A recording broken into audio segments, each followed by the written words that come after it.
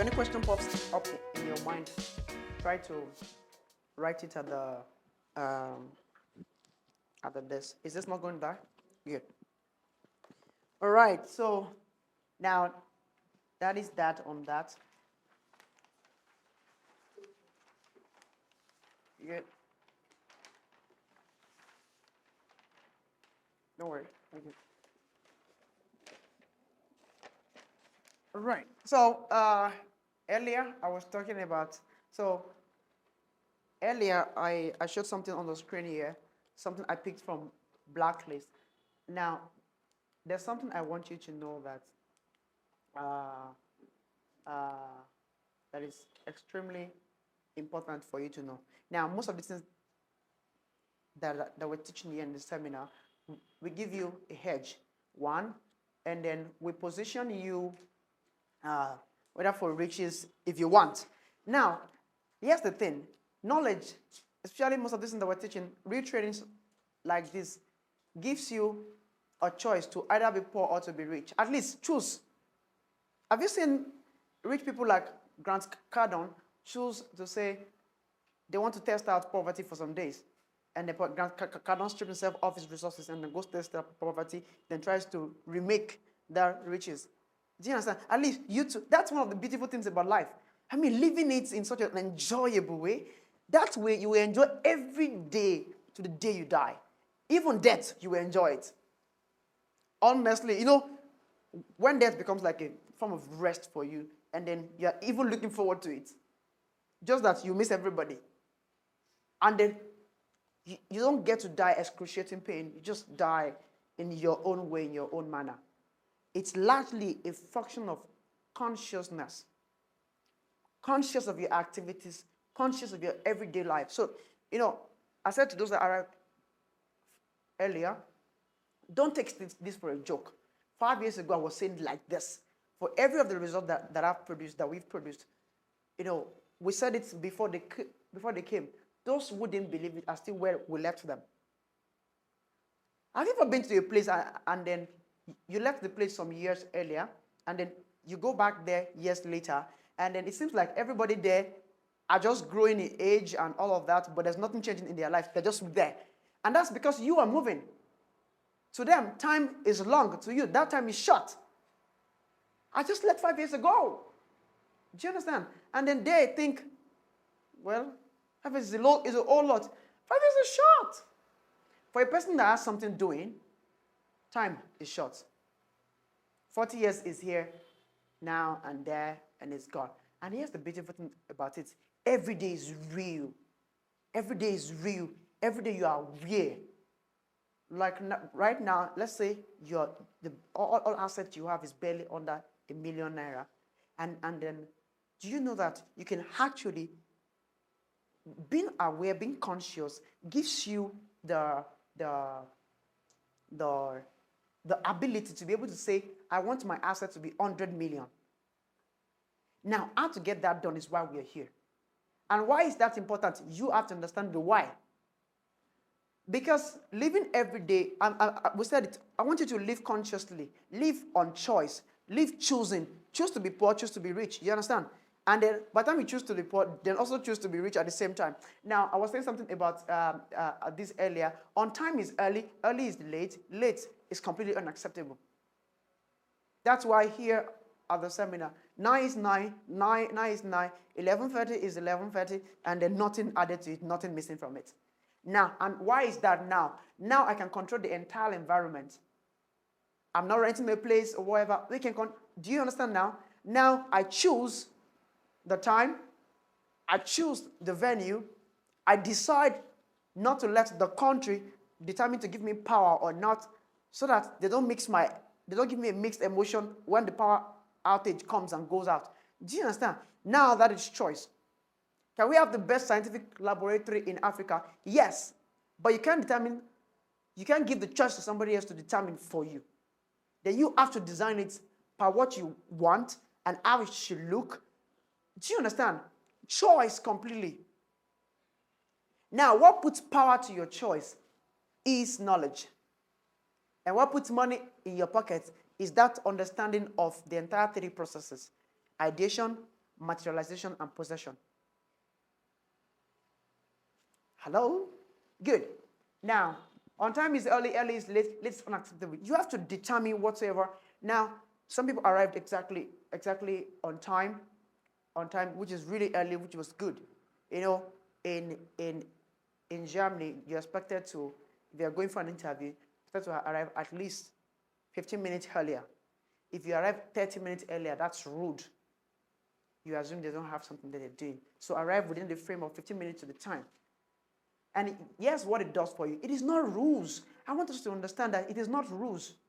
These are an understanding of human value. I want you to arrive for a meeting and be settled, calm. Do you even know that great models in the world take about 2 hours sleep before modeling? So that stress can be off their face, no wrinkles, nothing. Do you understand? They are calm, their nerves are calm. You can't model well when you're under excruciating pain. Because every little wrinkle on your face matters. As a matter of fact, I learned that cats have 32 muscles in each of their ears that allows them to be able to ignore you. So that means it's a choice for a cat to ignore you. So that guy is very, very conscious. That's choice. That's the power. Do you understand? So if you're one of the things to have control over is your time, because everything that you really do have in life is your time. It's time that you then convert to money. If you sell part of your time to somebody for 9 to 5 and it gives you monetary worth of that 9 to 5 according to his own estimation. But at a point in time, you should be able to grow up to understand that, oh, I can determine the value of my own time. Then you give it to the person and put the time value on it. But that is also a completely conscious effort of understanding that the person can say, no, I don't want it. Now, do you get broke when a person rejects your value of time? That's a choice you get to make. But how do you get to make the choice? You have to understand what really makes your time valuable. Because if the person does not give you the money for that 9 to 5, do you die? You may die if that money is required to feed you, or probably the person is sick, puts you on oxygen, the person may die, right? Now, but if you have put time worth value on your own time initially, that whatsoever anybody is giving you is an extra or just a replacement of what you already have, it will not shake you when somebody rejects you or rejects your time value. So people will have to then live up to your time value. That's why if you have enough, let me give you this. If you have enough productivity on your time, actually, if you have enough productivity on your time, actually, then whatever anybody wants to put to your time will be less than what you have placed on that time. If you have put a value on your time already, and then productivity attaches to it, and it can produce the result of whatever you're looking for from somebody else, then that gives you a power to be able to determine what your time is what to somebody else. But if your time was never occupied in the very first place, somebody cannot determine what your time is what. Do you get that? If you already put a value on your time, if you make your time worth it, if you occupy your time with productive effort, nobody else can undervalue that. Because exact result they want to give you, you're already producing it with that time. Do you get this? Are you sure? That means that, as I am right now here, I'm here teaching you. Do you understand? I determine what this time is what. And from what I can see in front of me, this time is what everybody's sitting here. And imagine everybody is paying. Do you understand? That means that except somebody else can pay for a value what I've placed on this time already, then that means I can choose to either accept or not accept what the person is giving. Do you understand? Good. So people who are jobless, have often not placed a value by themselves on their time. They've not done anything that makes their time valuable. And then being handsome, being fine, does not necessarily bring a value on time. Just like, except if you're being handsome, being beautiful, translates to a value on your time.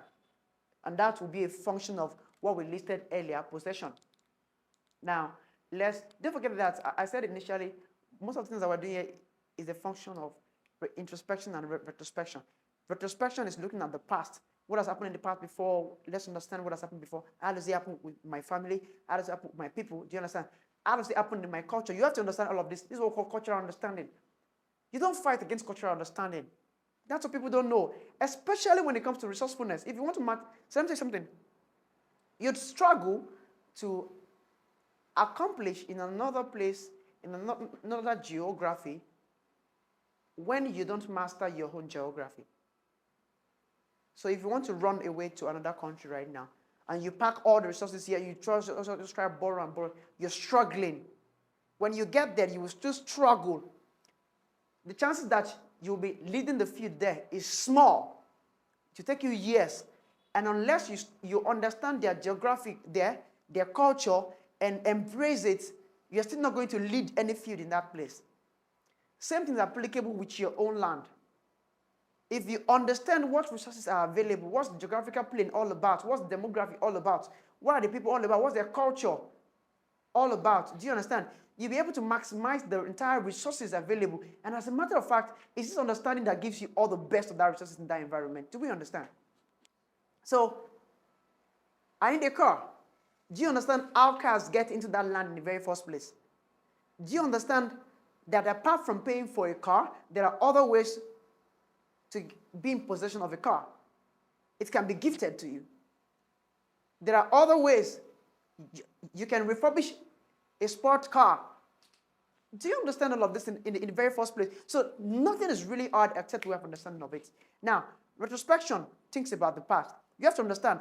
So what is happening with me right now? When my siblings were there, or my elder ones, the people that have lived before you, how did they struggle with this? Did they struggle with it also? Did they solve it? How did they solve it? Understanding that already gives you leverage, because that means if they never had somebody else that gave them that understanding, do you understand? That was why they struggled. But now that you're having it, you can build on that. Don't forget what we said initially, that imagination always needs a source. You can't imagine beyond what you have seen before. You can't create new pictures unless you have the exposure, an initial exposure upon which you can build that imagination. Now, let's go to the very last thing on that list. Now, we talk about ideation. Materialization is documentation. You have to write down. You have to understand how writing makes it easy, because you are able to forget. Now, the faintest ink is sharper than the what? Sharpest memory. Never forget. Because let me tell you something. There are a whole lot of activities that is ongoing in human environments that can form a distraction. And it's a distraction because that is not what you're supposed to be doing. That's not what you're supposed to be listening to. I see a lot of, it shows a lot of people are jobless in most Nigerian cities. Because the moment there's an accident on the way, everybody gathers.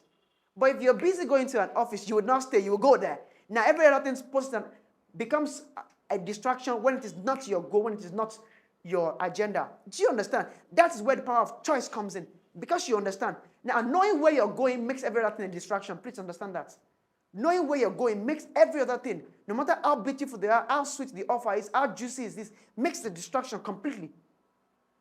But when you don't have a destination, which is what we're dealing with right now, when you don't have a destination, everything becomes every other thing becomes a choice. But when there's a choice, when you have a destination in mind, every other thing becomes what? A distraction.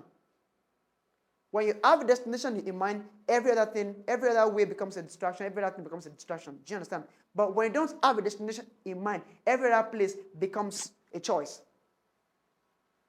So anybody that does not have a destination in mind, everywhere is a destination, because you don't have something you are doing with your time, what to achieve with your time. Whatever everybody gives you as an option, it makes sense, right? And here's the thing, you waste time, you're wasting big time, you're wasting life. And you don't have all life. That's the funniest thing. You blink. The moment you have a goal, you will know how short time is. Because today you are 25, tomorrow you're 30. Because you actually had a goal of 5 years. But the only thing that will be so special in that 5 years is exactly what you achieved. The only way you will not regret, I was 25, now I'm 30, is the goal. But I'm happy I'm where I am. Not that you want to be positive. I'm happy where I am. No.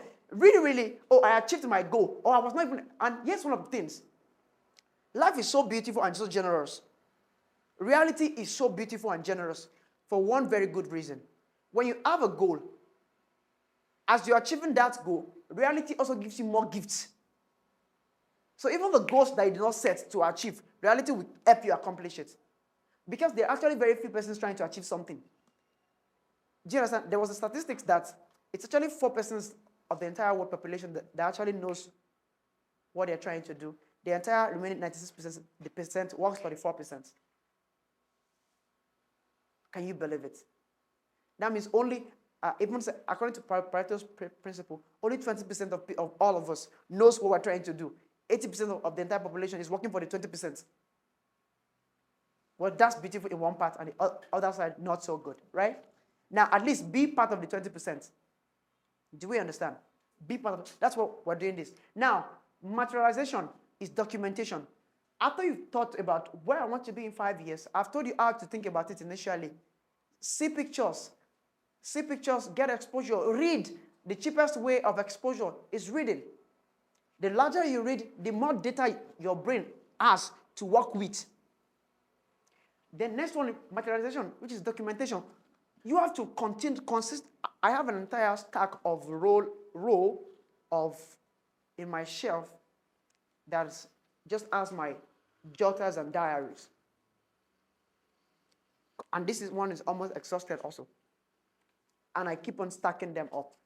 Now, the beauty of them is that if you ever want to remember, okay, there's something I've not done, or have I missed something in my entire timeline? Your timeline, as I said before, is determined by you. The future, my future is going to be beautiful, is shaped by you. That future does not exist anywhere unless you materialize it on paper first.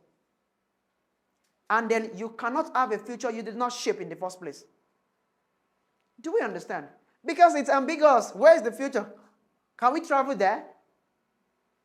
No. That's what makes time travel vague in its whole concept. Can we travel to a future that has not been created? Completely impossible. That because it never exists anywhere. Has somebody lived your future before? Not necessarily, not yours specifically. Do we understand? Because it's a function of time. Because you can live from day one, keep on living, and then when you get to the day you're supposed to die, you die, and here's what happened. You're cleared of the timeline. Now, those that their death affects other people's timeline are people that actually create it in such a way that even when they die, their existence must still be on the timeline. And it's on the timeline because it's probably attached to somebody else's existence. Maybe you've employed tens of thousands of people, and then the moment you die, do you understand? Their job cuts off if you did not make extra plan. Now, that affects other people's timeline automatically. Do you know that time branch all of the thing? Now, or maybe you said, by the time I'm dead, here's my will for the next 50 years, let this person be paid for my assets. Do you understand? That means your existence, they will still keep on talking about your existence every day. You still exist in their own timeline. But if your timeline is not attached to anybody's timeline, your existence is not attached to anybody's timeline, the moment you die, you just cease to exist. Do you understand? Because that's time for you. So that means if you can cease to exist, that means the only way to not cease to exist is also create something that stays beyond that timeline. Do you understand? Now, materialization is documentation. I've told you the biggest power of human is to convert the invisible to the visible. The invisible is the idea. The visible is the writing. The visible is the writing. The extra work now is the possession. You've written it down, and let me tell you something. You can combine ideation and materialization, and it will still earn you big in life. Somebody else can act on your ideas. Somebody else can act on your documentations. No, nobody can act on your ideas, actually. They can only act on your documentation. And documentation goes beyond just writing in the book. You can document it inside recordings. You can document it inside somebody else's head. That's why if I share my ideas with you, it goes from just being my own idea now to staying in your own head. Now, if I've convinced you about that idea enough, if you can document it, then you can act on it. But nobody can actually act on an idea that is never materialized in the very first place. It's hard because you have 10 million ideas and over ideas that are counting. And I've said it. Have you ever tried to exhaust all of your ideas? There was something that I posted on the channels yesterday, and I said that two categories in life of events, two phases in life. In a phase, you have ideas, but you don't have money to execute it. In another phase, you have money, but you don't have ideas. So you see a rich man say, why are they wasting money? Why are they buying more lands? They don't even need it. They're out of ideas. They don't know what to use the money for, to be honest. And ideas form a very good basis for influence. What you're doing every day, how it affects other persons. But that's idea, function of ideas. And there are high chances that by the time you have good amount of money, unlimited resources, it will block your pipeline of being able to think of new ideas. Yes. Because being able to then manage the money, understand that you have that much money somewhere, blocks your pipeline of being able to think of new ideas because you're thinking of managing that money, of how that money is going to succeed, going to be there, and then, do we understand? So now, before that resources comes, write down your ideas as much as possible. Exhaust your idea knowing that none of them is really impossible. When you exhaust your idea, you will know how not so smart you are when it comes to idea generation. I write down everything. New idea comes, I write it down, everything. I exhaust it so much. Because it's when you not exhaust, that you can then put them beside each other and see the one that is worthwhile working on. That one that is worthwhile, then makes everything a distraction to do. Do we understand? Do we understand the entire thing? Good. Now, ideation, materialization, then possession. Now, the possession part is the work part. Now, this is where you have to interact with other humans. Hello? This is where excellence comes in. Now, this is what can deliver to you all your dreams, leaving nothing behind. I can assure you that if you understand this, there is no impossibilities available to you. Now, this is the most magical part of the entire work. Now, this is what gives you everything. All right? Now, let's check this. Now, possession is work completely. Effort, work, possession. Now, and one of the things that makes you be able to completely work, you understand, is your initial documentation. Now,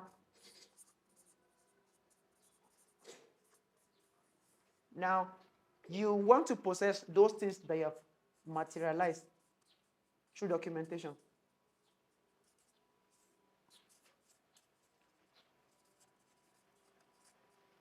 Do we understand? Now, here's the thing. Now, this is where all the power lies. This is where everything converts. You can write, you can keep on writing, keep on documenting, and then it never turns to anything. You can be so good at writing the book, and you write the book, and it never turns into a bestseller. Now, where does the bestseller comes in? Possession. Now, you want to possess those dreams, the things you've written. Now, the initial ideation and materialization have to guide this. Now, this is where all of your money that you need is. And this is where everybody can actually join you on that same journey. Most people are not interested in seeing what you have written. They are saying, want to see what you have converted. As a matter of fact, those that will really buy into your possession of the dreams that you've had, the visions that you've had, they will ask you for your documentation. That's what they ask for: business plan, pitch decks, proposals. If they are willing to take a bet, they want to enter into your head. They want to know what you saw. And why? They want to read it. When they read it, they create a picture. Another thing is that when you then create a picture for them, you make it very easy for them to understand what you're talking about. Do we understand? Good. Possession. Now, the biggest part of possession is two: resourcefulness and then excellence. Excellence, which I can then attach to quality of work.